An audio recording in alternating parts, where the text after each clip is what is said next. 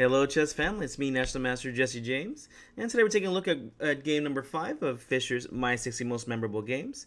A very nice game where Fischer is going to be winning in a nice endgame here with his famous light square bishop. We all know he has an affinity for it. Let's see how it goes. E4, C5, knight f3, e6, d4, c takes, knight takes. Fischer loves his Sicilians. And pawn a6 gets played here. This is the con variation. Pawn c4. Here, Fischer is going to go ahead and be playing a very good way to play against the Sicilian whenever you have the chance, the Marazzi bind. This is going to be stopping two key points in the position. Black in these games, especially in Sicilians, is trying to get d5 in or b5 in. So you can see the c4 pawn is definitely restricting both of those squares. So this is going to stop a lot of Black's counterplay. It takes quite a bit for Black to try and free his game. And in this one, well, it never really seems to happen. We continue with queen c7, stopping this e5 pawn push. Of course, Black would love to play something like knight f6 right away, but e5 is going to be played in a lot of these lines. Now, mind you, be careful for the Sicilian trap here. You don't play e5 right away because, do you see it? Here, queen a5 check can get played to win the pawn. With that being said, we'll just go ahead and play knight c3, and then e5 will give you a very big advantage if you're allowed to play it. That's why Black goes ahead and plays queen to c7 to stop all e5 ideas from even happening. Alright, knight c3 gets played, knight f6, and bishop to d3. Definitely one of the best squares for the bishop. Knight c6 here, attacking the knight. This is definitely a good way to play against this because, well, the knight needs somewhere to go or else it's going to be traded off. And anytime you have less space in the position, as Black does right now, it's a good idea to make trades. Here, Fischer just goes ahead and plays bishop e3, defending. Here, Fischer just got very good development. And knight takes, and bishop c5. Remember, when you have less space, you want to make trades here. So Black was very happy to get some trades in this game. With that being said, I like the way Fischer plays it. Bishop c2 here, bringing the bishop back and allowing the queen to take up these dark squares, if allowed. Well, Black went ahead and played. Pawn to d6. I must say, I'm not too fond of this move. I always like my bishop on the inside on e7 whenever I do play the con variation. D6 is going to be the main weakness in this position because it's a backwards pawn, an open file here, so you can put lots of pressure on it. That being said, that's why I like my bishop on e7. I don't want to trade this guy off. Well, Black does have ideas. Hopefully you'll take, and we can take back with the pawn. And, well, you won't have the backwards pawn on the open d file. Well, that's up to your opponent, and I don't like to give my opponents any kind of ideas that they can make decisions in my game. All right, castles happens, bishop d7. Knight to a4, a very nice move. Again, you want the trade of bishops here so you can put pressure on the d4 pawn, but you can't because, well, how are you going to force them to take? This knight e4 puts pressure and says, you know what, maybe I'll just take here, and I'll go ahead and take the bishop pair, which I'd be very happy about with knight takes c5. That being said, of course, Black went ahead and just played bishop takes on d4 and queen takes on d4. So Fischer got exactly what he wanted. He's able to put pressure on the d pawn now, so we'll be looking at ideas like either rook f to d1 or rook a to d1. It just depends where this rook should be placed. Yeah, here it's a little tricky. I would think either this rook should go to e1 if the a rook goes to d1, or if we could put the rook to c1 and then play to d1.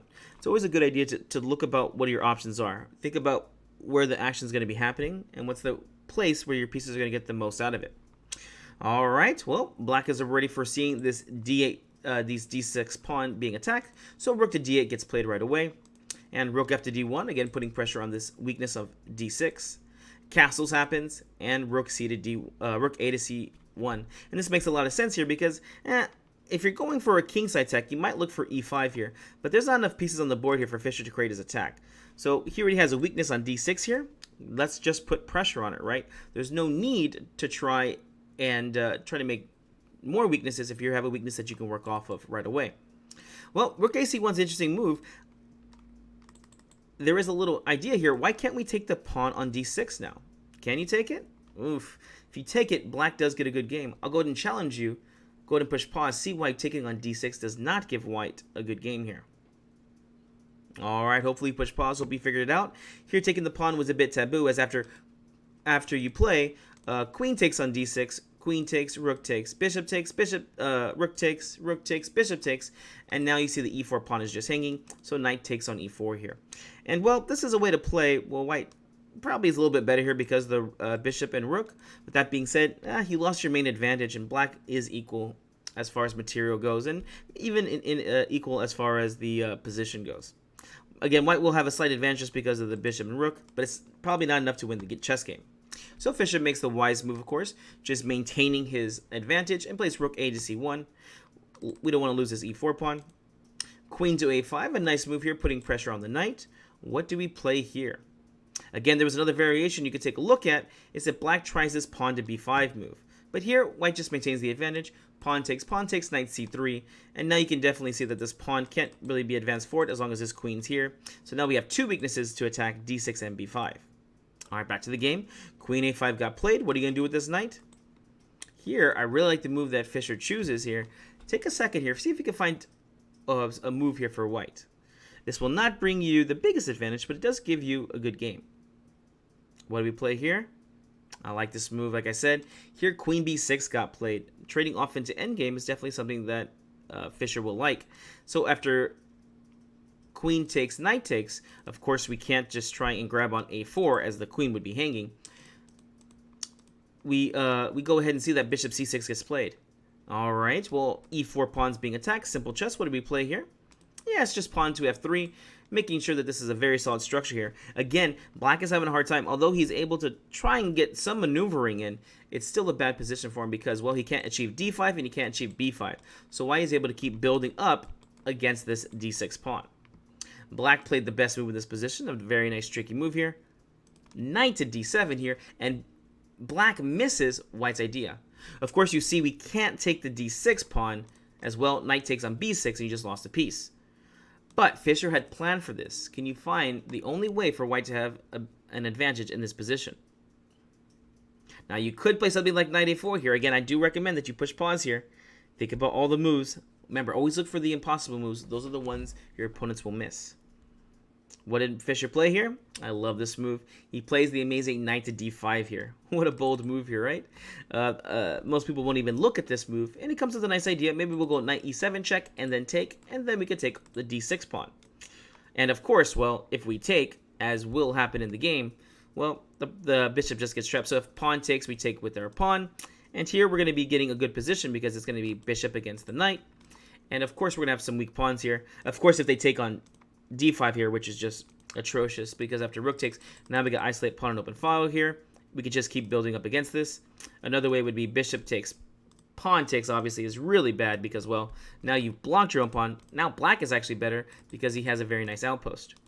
All right, so here you can just let them take, but again, white will just have a good game here because there's plenty of weaknesses in this position still. All right, well, back to the game. Here,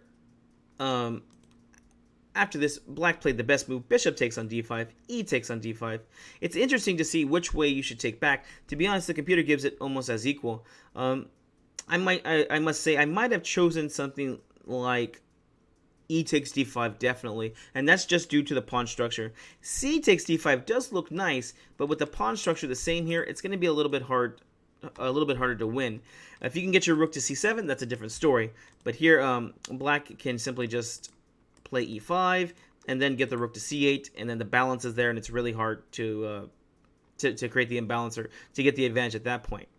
With that being said, yeah, Fischer plays e takes d5, and the reason why this is better, always be looking at your pawn structure, guys. It's 1, 2, 3, 4 versus the 1, 2, 3 over here, which means you should be able, or the 1, 2, 3 right here, which means you should be able to create a passed pawn because it's 3 versus 4, right? All right, well, the game continued. Black played pawn e5. This is exactly what Fischer wants. And, well, the knight's looking to jump to c5 here. Remember, we have the majority over here of 4 pawns versus 3. Let's make progress over here. What do you play? Let's stop the advance. Let's go ahead and play pawn to b4. Knight c5 cannot get played now as the b4 pawn's just getting played. And here, Fischer concentrates on making his passed pawn.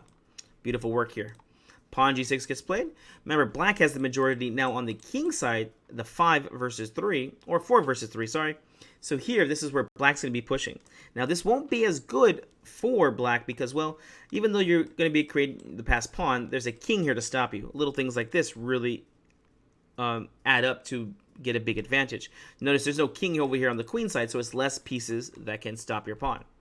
All right, bishop a4, very nice move here. Looking to trade the knight so that we can play pawn c5 here. Or we keep the rook staying here, you can't go to c8 right away because, of course, bishop will just take. Oof, I don't really like this move too much, but black plays pawn b6, and now you can definitely see the light square weaknesses over here. This bishop is definitely dominating over this bad knight. All right. Ooh, I really like this move. Here, what would you play as white as a plan? I'm not talking about one move, but what is the plan here? All right, hopefully you found the plan. If you can't find a plan in this position because everything looks the same, well, it is kind of hard, right? You want to play pawn c5 here. You could trade right away, but man, I don't think this is going to work out for you so well. Rook takes, and then play c5. B takes, b takes, b takes, and then rook takes. This is a pass pawn, but you can see it's easily blockaded. So we want to have a little bit more tact whenever we do this. With that being said, Fischer keeps finding weaknesses and keeps attacking them. Where's the weakness at? Yes, d6 is a weakness, but you can't attack it as the pawn's in the way. You see any other weaknesses? It's the a6 pawn right over here. How do we attack it? Here he comes. Rook to d3 with a strong idea of rook to a3, putting pressure on the a6 pawn. All right. Black went ahead and played f5. If black doesn't create his counterplay, then white just keeps pushing. This becomes harder and harder for black because you're just behind in the race to create a pass pawn. Remember, in endgames, we're trying to get a pawn across the board, as Fischer's trying to do, or trying to win material. Rook a3 got played. Now the idea is simple. We're going to take on d7, and then we'll take the pawn. Only way to defend here, at least good way to defend. Knight b8 was played, and now pawn c5, the time is right. And b takes on c5. Someone might ask, hey, why can't we just take on c5 here, and after pawn takes, can we take on d5? Well, first off, you can play this c takes b6. You can play pawn c6 here, but the best is to play bishop b3. Now, this is important that you realize there's always good tactics to defend your pieces. It's always good to use tactics with defense, not just using regular strategy like moving a rook to defend a pawn. It's very nice because a lot of people can fall for these traps. All right. With that being said, c5 was the move here played. Pawn takes, and rook takes. The pass pawn's been made, and look at this knight. It's pretty much trapped over here. All of black's pieces are on the back row. Fischer's pieces are starting to move forward here. All right, here we go. Black needs to stop this pass pawn because it's going to be running up pretty fast here. King g7, rook b3, penetration of the 7th rank has begun.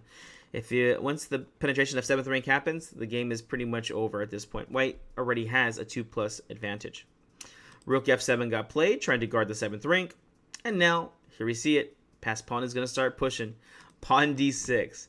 Remember, it's a good idea to use tactics with your strategy. Of course, rook cannot take on d6 as they would just lose the knight. And remember, each time this pawn moves forward, the stronger it becomes. Black went ahead and played knight to d7 here. Simple chess right here. Rook c7 here. Oof, the pin has now begun. Black played knight f8 here, trying to hold everything together. All right, white to move. What do you play here? This is the best move to make progress in this position. All right, what do we play? Hopefully you found it. Look at this move. Let's increase the pressure. To take is a mistake. After rook takes on f7, well, the game is actually you're a +4 advantage. You're now to a 0.6 advantage. The king just gets closer, and maybe it's even close enough to win this pawn. The correct move here is to keep adding pressure. Here, rook b to b7. We want them to take because, well, it's only going to help our pawn get closer over here. Or we can even take with check here. Of course, I definitely think with calculation, you'll see the right move here. Well, rook takes on c7. And do we take with the pawn or do we take with the rook? Of course, let's get this pawn a little bit closer and get a tempo. D takes on c7, threatening c8 queen, or even taking the rook, making a queen. Black really has no choices here. The rook has to go to c8 here. And, well, we're getting into a zugzwang position as there's no good moves here for black. I love this move right here. Bishop goes to b3, and the game is pretty much over now. Black has no more useful moves. Why? Well, what do you play here as black? You can't move the rook anywhere, or else you'll make a queen in check. Or rook b8 will get played, and then you control the queen square. What about the knight? Can we move the knight? Well, the knight can't go to e6 anymore because bishop just takes. What about d7? Of course not, knight to d7. Simple chess here. Bishop just goes to e6 for a pin and a win over here. Oh my gosh, so what does that leave for black? Black has nothing better to do than try to make a few pawn moves. And once the pawn moves are gone, well, that's just going to be game.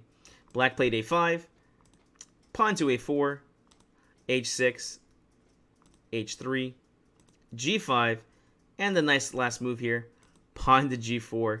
At this point, the light squares are now dominated. These pawns can't move forward anymore. This king can't move anywhere. It is game over. After f takes, h takes, black just went ahead and threw in the towel, as there's, again, nothing good you can do in this position. A sample line that you can take a look at would be something like king f6 here. After king f6, do you see the win here? Simple chess. The king really had nowhere to move to, and that was the only piece that could try to move in this position, as all the pawns are stopped, right? The rook can't move anywhere. The knight can't move anywhere. So why does king f6 lose, or even king h8? The same idea for both. Rook b8 gets played, and now the knight is hanging. So after rook to c7, rook just takes on f8, and it's game over. Well, guys, I hope you enjoyed this very beautiful game by Fischer. We'll see you in the next one.